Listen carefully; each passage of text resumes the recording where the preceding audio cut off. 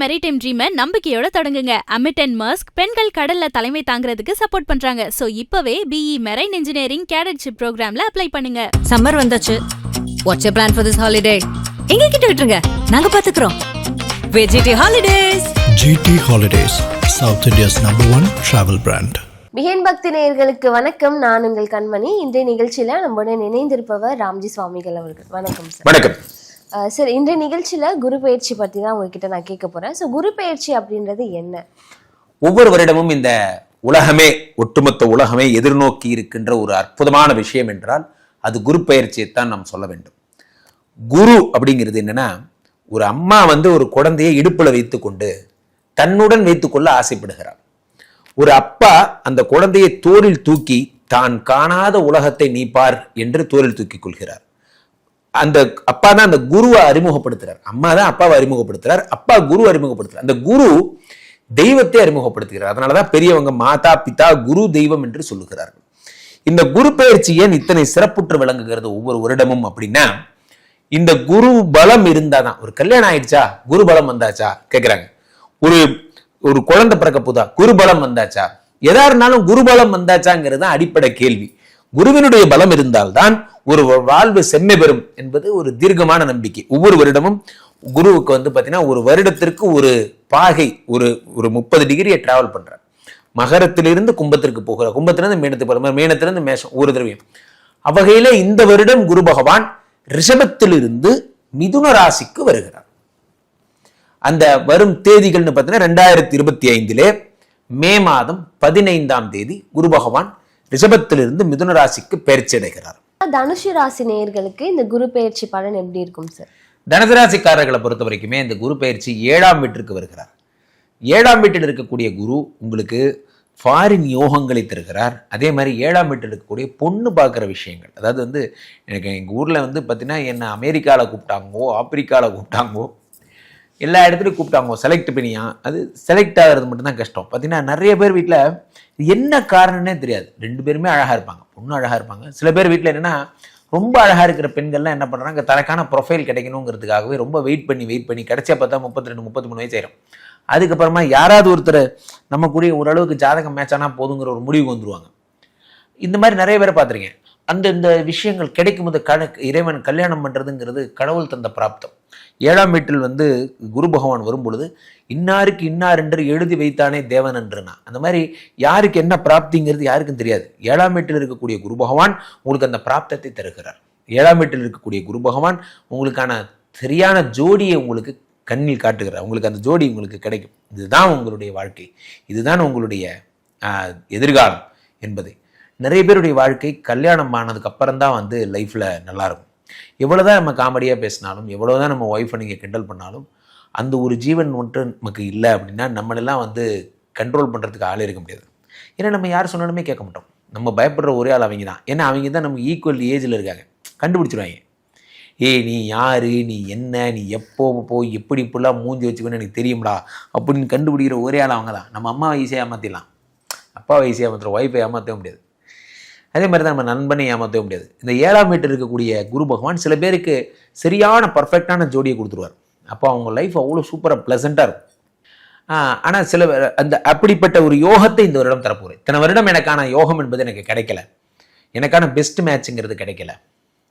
சில பேர் பார்த்தீங்கன்னா சும்மானாவே பிரிஞ்சிருவாங்க சார். எதுக்கு பிரிகிறாங்கன்னே தெரியாது. என்ன காரணம்னு பார்த்தீங்கன்னா இவருக்கு பிடிச்ச டேஸ்ட் அவங்களுக்கு பிடிக்கலங்கிற காரணத்துக்காக புரிவாங்க சார். இப்போ நல்லா புரிஞ்சு, nobody in this world is made for each other. அது தயவுசெய்து புரிஞ்சுங்க. Nobody in this world is made for each other. அவங்களுக்கு ஏஆர் ரஹ்மான் பிடிச்சிருக்கு, உங்களுக்கு இளையராஜா பிடிச்சிருக்கு.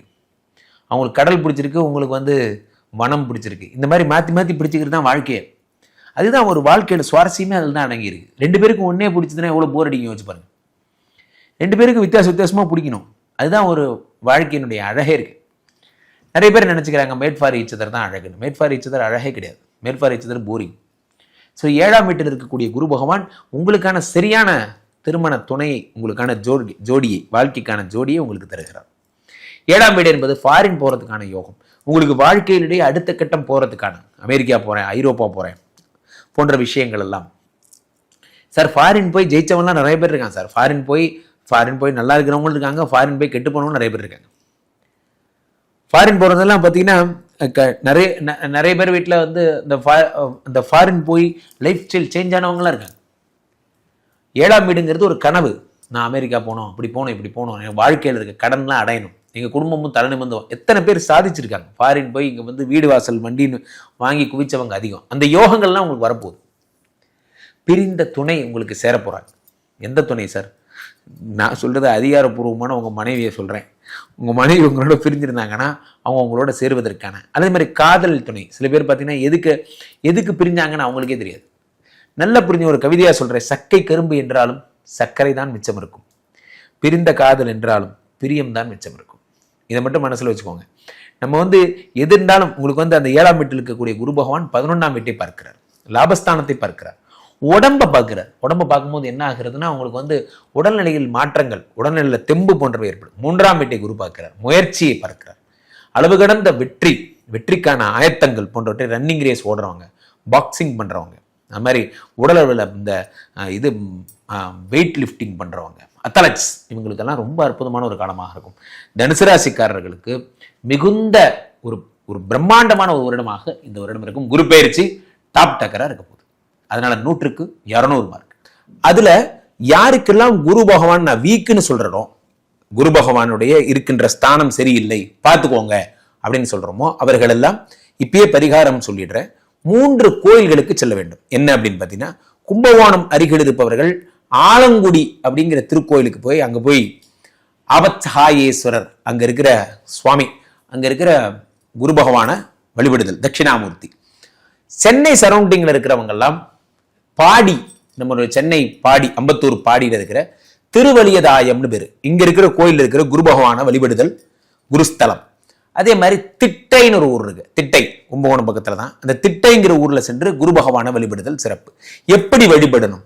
குருவுக்கு மஞ்சள் வஸ்திரம் சாத்தி, குரு பகவானுக்கு கொண்ட கடலைன்னு சொல்லுவாங்க, மூக்கு கடலை, அந்த கடலையை மாலையாக போட்டு, அதே மாதிரி குரு பகவானுக்குரிய தயிர் சாதம் நிவேத்தியம் பண்ணி, குரு பகவானுக்கு முல்லை மலர்களால் நீங்கள் அதை அர்ச்சித்து குருவை போற்றி வணங்க, உங்களுக்கு குரு பகவான் சகலவிதமான தோஷங்களையும் பரிகாரங்களாக நிவர்த்தி அடைகிறார். விருஷபத்வஜாத வித்மஹே கிரிணிஹஸ்தாய தீமஹே தன்னோ குரு பிரச்சோதயாத் அப்படிங்கிறது தான் குரு பகவானுடைய காயத்ரி. திரும்பவும் சொல்றேன், விருஷபத்வஜாத வித்மஹே கிரிணிஹஸ்தாய தீமஹே தன்னோ குரு பிரச்சோதயாத். இதை நீங்கள் ஒவ்வொரு நாளும் சொல்லி வர, இந்த குருவால் பாதிக்கப்படக்கூடியவர்கள் எல்லாம் இந்த பரிகாரங்களை நீங்கள் செய்து கொள்ளலாம். இதை நீங்க நெய் விளக்கு ஏற்றி வைத்து வழிபடுதல் இன்னும் சிறப்பு.